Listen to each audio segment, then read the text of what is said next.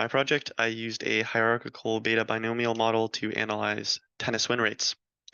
My research question was aimed at how I could accurately represent the US Open win rates for the top 10 male tennis players using my model. Some of the background is that typically tennis win rates are represented as raw percentages, and I wanted to create a model that could model each player's unique performance relative to competitors, since some players like Alcaraz or Sinner are quite new and have less data. Using a hierarchical model could enhance the prediction of win rates and also kind of balances individual player variability overall. For my data, I collected tennis win rates from Wikipedia match records, encompassing the most recent US Open, and my data is on the right there.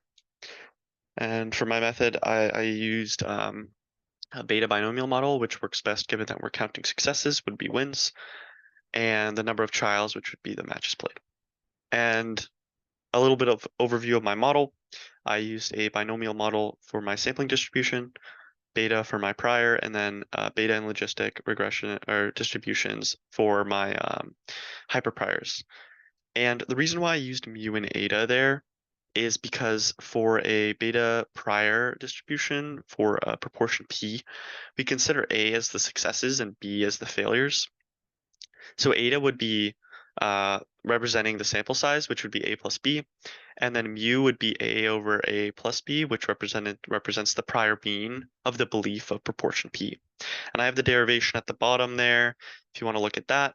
But the reason why I use log eta is because I need to satisfy the constraint that the sample size needs to be greater than 0.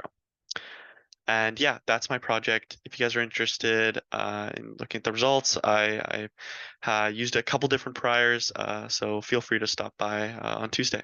Thanks.